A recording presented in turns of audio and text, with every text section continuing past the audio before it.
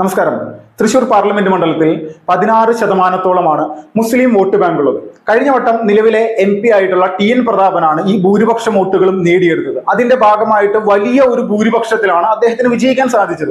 പക്ഷെ ഈ ഘട്ടത്തിൽ അല്ലെങ്കിൽ ഈ വട്ടം സുരേഷ് ഗോപി വീണ്ടും ഒരിക്കൽ കൂടി അവിടെ BJPയുടെ സ്ഥാനാർത്ഥിയായ സമയത്ത് വ്യാപകമായിട്ടുള്ള ഒരു പ്രചരണം ദേശീയ തലത്തിലടക്കം മോദിക്കെതിരെ അടക്കം നടത്തുന്ന പ്രചരണത്തിന്റെ ഭാഗമായിട്ട് കോൺഗ്രസും അതോടൊപ്പം തന്നെ CPM-ഉം CPI-യും LDF-ഉം UDF-ഉം ഒന്നിച്ചു നിന്നുകൊണ്ട് ന്യൂനപക്ഷങ്ങൾക്കിടയിൽ BJP വിരുദ്ധമായിട്ടുള്ള നിലപാടുകൾ നിരന്തരമായിട്ട് പ്രചരിപ്പിക്കാൻ വേണ്ടി ശ്രമിച്ചു. പക്ഷെ ഇത്തവണ മുസ്ലിം സമൂഹം BJP വിരുദ്ധമായിട്ടുള്ള നിലപാടുകൾ അത് കോൺഗ്രസ് പറയുന്നതും LDF പറയുന്നതും അത് സ്വീകരിച്ചോ എന്നുള്ളത് നമ്മൾക്കൊന്ന് ചരിത്രം അല്ലെങ്കിൽ ഈ വട്ടത്തെ ഒരു വോട്ടിംഗ് ശതമാനം പോളിംഗിന്റെ കണക്കൊക്കെ എടുത്ത് നോക്കിക്കഴിഞ്ഞാൽ മനസ്സിലാകും. ഇങ്ങനെ ഒരു സംഭവം മുസ്ലിം സമൂഹം ഇത്തവണ ഏറ്റെടുത്തിട്ടില്ല എന്നുള്ളത് യാഥാർത്ഥ്യമാണ്. എന്തുകൊണ്ടെന്നാൽ സാധാരണ നിരന്തരമായിട്ടുള്ള ഭയപ്പെടുത്തൽ മൂലം മുസ്ലിം സമൂഹത്തിന്റെ സംഘടിതമായിട്ടുള്ള ഒരു നിര തന്നെ പോളിംഗ് ബൂത്തുകളിൽ ഉണ്ടാകേണ്ട. ഇത്തവണ അത് ഉണ്ടായിട്ടില്ല. മുസ്ലിങ്ങൾക്ക് വലിയ രീതിയിൽ സ്വാധീനമുള്ള പല മേഖലകളിലും എന്താണ് ഉണ്ടായിരുന്നത്, പോളിംഗ് ശതമാനത്തിൽ ഒരുപാട് കുറവുകൾ ഉണ്ടായിട്ടുണ്ട്. ഇപ്പോൾ നാട്ടിക നിയോജക മണ്ഡലത്തിലെ ചേർപ്പ് പോലെയുള്ള സ്ഥലങ്ങളിൽ ഇതേ ഒരു സാഹചര്യം ഉണ്ടായിട്ടുണ്ട്. അതോടൊപ്പം തന്നെ ഗുരുവായൂർ മണ്ഡലത്തിലെ പല ബൂത്തുകളിലും ഇതേ ഒരു സാഹചര്യം ഉണ്ടായിട്ടുണ്ട്. കഴിഞ്ഞ വട്ടത്തെ വോട്ടിംഗ് ശതമാനം എടുത്ത് നോക്കുമ്പോൾ കുറവാണ്. അപ്പോ യഥാർത്ഥത്തിൽ ഇത്തവണ സുരേഷ് ഗോപി തൃശൂർ പാർലമെന്റ് മണ്ഡലത്തിൽ വിജയിക്കുമെന്നുള്ള ഒരു ചിന്താഗതി എല്ലാവിധ വിഭാഗങ്ങളുടെ ഇടയിലുമുണ്ട്. സുരേഷ് ഗോപിക്കെതിരെ നിരന്തരമായിട്ട് നടത്തിയിരുന്ന പ്രചരണങ്ങളൊന്നും അതിലൊന്നും വീഴാനായിട്ട് സാധാരണ നിരന്തരമായിട്ട് കള്ളപ്രചരണങ്ങൾ നടത്തുമ്പോൾ വീണിരുന്ന ഒരാളുകളും ഇത്തവണ വീണിട്ടില്ല എന്നുള്ളത് തന്നെ മനസ്സിലാക്കാം. ദേശീയ തലത്തിൽ അല്ലെങ്കിൽ നമ്മുടെ രാജ്യം ഏതെല്ലാം തരത്തിൽ പുരോഗമിച്ച് മുന്നോട്ട് പോകുന്നു, ഇതിന്റെയൊക്കെ കാരണക്കാരൻ ആരാണ്? ഏത് രാഷ്ട്രീയ പാർട്ടി അധികാരത്തിൽ ഇരിക്കുന്നതിന്റെ പേരിലാണ് എല്ലാവിധ വിഭാഗത്തിലെ ജനങ്ങൾക്കും ഇവിടെ എല്ലാ തരത്തിലുള്ള ക്ഷേമവും ഒരുപോലെ അനുഭവിച്ചു പോകാൻ സാധിക്കുന്നത്? പ്രത്യേകം ഒരു സംവരണമൊന്നുമില്ല. എല്ലാ ജനങ്ങളും ഒരേ രീതിയിൽ പോകുന്നു. രാജ്യത്തിന്റെ വികസനം വലിയ രീതിയിൽ മുന്നോട്ട് പോകുന്നു. വലിയ സംഘർഷങ്ങൾ നമ്മുടെ രാജ്യത്ത് കുറയുന്നു. ഇതൊക്കെ എടുത്ത് നോക്കുന്ന സമയത്ത് ഒറ്റപ്പെട്ട പല സംഘർഷങ്ങളുണ്ട്, ഇല്ല എന്നല്ല. പക്ഷെ മൊത്തത്തിൽ എടുത്ത് നോക്കുമ്പോൾ അന്തർദേശീയ തലത്തിൽ ഇന്ത്യ മഹാരാജ്യം വലിയ രീതിയിൽ മുന്നോട്ട് പോയിക്കൊണ്ടിരിക്കുകയാണ്. ഇതിന്റെ കാരണം നരേന്ദ്രമോദിയുടെ ഭരണമാണെന്നുള്ളത് ഇന്ന് ഏതൊരു വ്യക്തിയോടും എടുത്തു നോക്കിക്കഴിഞ്ഞാൽ കൃത്യമായിട്ട് അവർ തുറന്നു പറയും. പക്ഷെ നിരന്തരമായിട്ട് UDF-ഉം LDF-ഉം നമ്മുടെ ഈ കൊച്ചു കേരളത്തിൽ നടത്തുന്ന കള്ളപ്രചരണങ്ങളിൽ നിരന്തരമായിട്ട് വീഴുന്ന സമൂഹം പോലും ഇത്തവണ മാറി ചിന്തിച്ചു എന്നുള്ളത് ഒരു അത്ഭുതകരമായിട്ടുള്ള കാര്യമാണ്. ആ അത്ഭുതകരമായിട്ടുള്ള കാര്യം BJP എന്ന് പറയുന്ന രാഷ്ട്രീയ പ്രസ്ഥാനത്തിന് വലിയ രീതിയിലുള്ള ഗുണവും ചെയ്തിട്ടുണ്ട്. ഈ മുസ്ലിം സമൂഹത്തിന്റെ വോട്ട് BJPക്ക് പൂർണ്ണമായിട്ടും കിട്ടിയെന്നല്ല, എന്നാലും സാധാരണ ലഭിച്ചിരുന്നതിനേക്കാൾ വലിയ 10 മടങ്ങ് വോട്ട് പ്രത്യേകിച്ച് മുസ്ലിം സ്ത്രീകളുടെ ഇടയിൽ നിന്ന് അത് BJPക്ക് ലഭിച്ചിട്ടുണ്ട്, സുരേഷ് ഗോപിക്ക് ലഭിച്ചിട്ടുണ്ട് എന്നുള്ള കണക്കുകൾ തന്നെയാണ് വരുന്നത്. അത് പറയാനുള്ള കാരണം എന്താണെന്ന് വെച്ചാൽ ഈ ഹിന്ദുക്കളും മുസ്ലിങ്ങളും എല്ലാം സംഘടിതമായിട്ട് താമസിക്കുന്ന ഒരു പ്രദേശം തന്നെയാണ് തീരദേശ മേഖല തൃശ്ശൂരിനെ സംബന്ധിച്ച്. ഇപ്പൊ ചാവക്കാട് പോലെയുള്ള പല പ്രദേശങ്ങളും, പുന്നൂർക്കുളം, കടപ്പുറം പഞ്ചായത്ത്, അതുപോലെ വാടാനപ്പള്ളി പോലെയുള്ള പല സ്ഥലങ്ങളിലും ഇതുപോലെ തന്നെയാണ് ഹിന്ദു മുസ്ലിം വോട്ട് ഏകദേശം പല സ്ഥലങ്ങളിലും സമാനമായിട്ട് നിൽക്കുന്നതാണ്. അല്ലെങ്കിൽ പല സ്ഥലങ്ങളിലും അത് മുസ്ലിം വോട്ട് കൂടുതലാണ്. പക്ഷെ ഈ സ്ഥലങ്ങളിലെല്ലാം പല മുസ്ലിം ഭൂരിപക്ഷ ഏരിയയിൽ മുസ്ലിം പോളിംഗ് അല്ലെങ്കിൽ വോട്ടിംഗ് ശതമാനം കുറഞ്ഞിരിക്കുന്നു. ഗുരുവായൂർ പോലെയുള്ള ഹിന്ദു മെജോറിറ്റിയുള്ള പല പ്രദേശങ്ങളിലും ഹിന്ദു വോട്ടുകൾ വലിയ രീതിയിൽ തന്നെ ഉയർന്നു പോന്നിരിക്കുന്നു. അപ്പോൾ ഇതെല്ലാം നിലവിൽ BJPക്ക് കൃത്യമായിട്ട് അനുകൂലമാകുന്ന ഒരു ഘടകം തന്നെയാണ്. അതോടൊപ്പം തന്നെ ക്രൈസ്തവ സമൂഹത്തിന്റെ ഇടയിൽ UDF-ഉം LDF-ഉം വലിയ രീതിയിൽ പ്രചരിപ്പിക്കാൻ ശ്രമിച്ച ഒരു പ്രധാനപ്പെട്ട വിഷയം ഏതായിരിക്കും എന്ന് നമുക്ക് നേരിട്ടറിയാം, മണിപ്പൂരാണ്. മണിപ്പൂർ വിഷയമൊക്കെ ഈ തവണത്തെ ജനങ്ങൾ പൂർണ്ണമായിട്ടും അല്ലെങ്കിൽ വോട്ടിന് പോകുന്ന ആളുകളെല്ലാം അത് കൃത്യമായിട്ട് തള്ളിക്കളഞ്ഞുകൊണ്ട് നിലവിൽ നമ്മുടെ നാടിന് ക്ഷേമമുണ്ടാകാൻ ഇവിടെ ആരാണ് വിജയിക്കേണ്ടത്?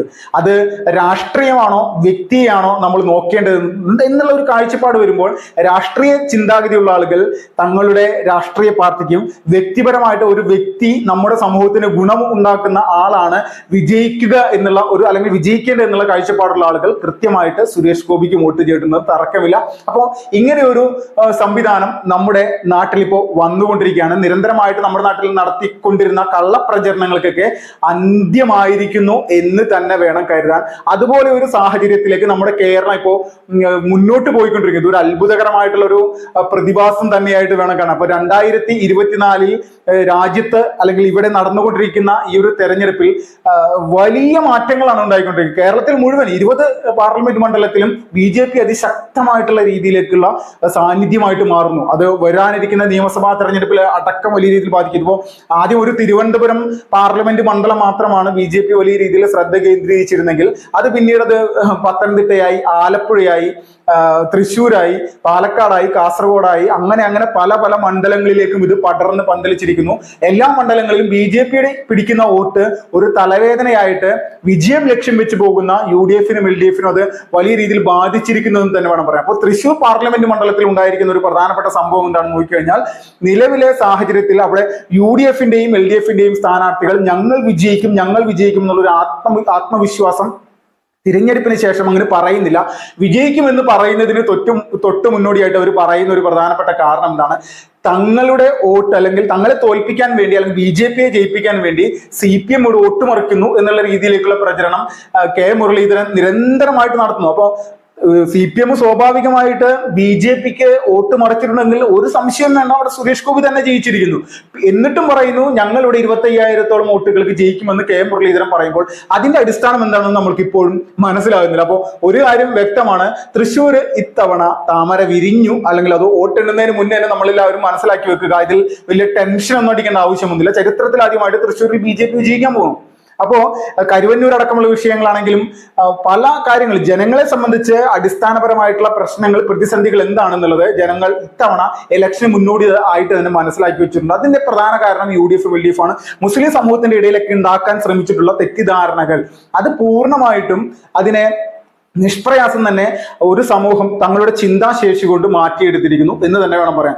ഇതിന്റെ ഭാഗമായിട്ട് തന്നെയാണ് പല മണ്ഡലങ്ങളിലും ഒരു ഇടിച്ചു കയറ്റത്തിന് ഉപരിയായിട്ട് സ്വാഭാവികമായിട്ടുള്ള വോട്ടിംഗ് ശതമാനത്തിലേക്ക് കാര്യങ്ങൾ പോകുന്നു. അതോടൊപ്പം തന്നെ നമ്മുടെ സമൂഹം നേരിടുന്ന ഏറ്റവും വലിയ പ്രതിസന്ധികളിലൊന്ന് വികസനമാണ്. വികസന പ്രവർത്തനങ്ങൾക്ക് ഇന്ന് നമ്മുടെ രാജ്യത്ത് അധികാരത്തിലിരിക്കുന്ന മോദി സർക്കാർ തന്നെ വരണം. മോദി സർക്കാർ വന്നതിന് ശേഷമാണ് ട്രിപ്പിൾ തലാഖ് പോലെയുള്ള കാര്യങ്ങൾ എടുത്തു കളഞ്ഞതെന്നടക്കമുള്ള പല കാര്യങ്ങളും മുസ്ലിം സമൂഹം കൃത്യമായിട്ട് ബോധ്യപ്പെട്ടിരിക്കുന്നു. ഇതൊക്കെ ഒരു സാമൂഹിക പരിഷ്കരണത്തിന്റെ ഭാഗമായിട്ട് ഈ രാജ്യത്ത് നടപ്പിലാക്കേണ്ടതായിരുന്നു. പക്ഷെ ഇവിടെ അതൊന്നുമില്ല. സ്ത്രീകളുടെ സ്വാതന്ത്ര്യത്തിനും സ്ത്രീകളുടെ ക്ഷേമത്തിനും വേണ്ടിയിട്ട് നിലവിൽ കോൺഗ്രസ് അടക്കമുള്ള ഒരു രാഷ്ട്രീയ പ്രസ്ഥാനങ്ങളും ഇവിടെ ഒരു മണ്ണാങ്കട്ടയും നടപ്പിലാക്കിയിട്ടില്ല എന്നുള്ള ഒരു ബോധ്യത്തിന്റെ അടിസ്ഥാനത്തിൽ തന്നെയാണ് രാജ്യവ്യാപകമായിട്ട് വലിയ ഒരു മാറ്റത്തിലേക്ക് നിലവിലെ രാഷ്ട്രീയ പ്രസ്ഥാനം, ഏറ്റവും മുതിർന്ന രാഷ്ട്രീയ പ്രസ്ഥാനമായിട്ടുള്ള BJPക്ക് ഒപ്പം നിൽക്കാൻ മുസ്ലിം സമൂഹം പോലും തയ്യാറാക്കി. ഇതൊക്കെ BJPയെ സംബന്ധിച്ച് വലിയ രീതിയിലുള്ള ആശ്വാസം പകരുന്ന ഒരു കാര്യം തന്നെയാണ്. പ്രത്യേകിച്ച് തൃശ്ശൂർ പോലെയുള്ള പാർലമെന്റ്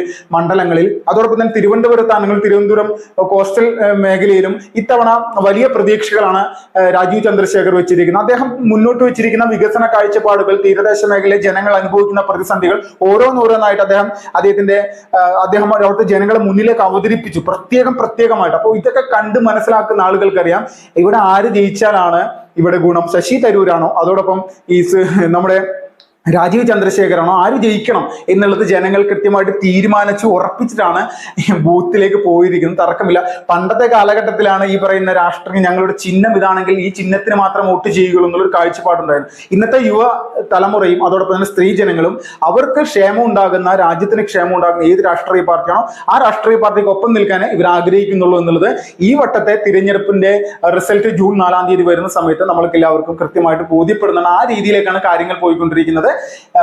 തൃശ്ശൂരിലെ ഒരു വലിയ മാറ്റം അത് നമ്മൾക്ക് ജൂൺ 4-ാം തീയതി കാണാൻ സാധിക്കും.